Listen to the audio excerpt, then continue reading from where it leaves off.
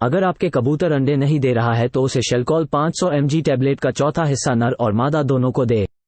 कबूतरी अंडे देने लगेगी।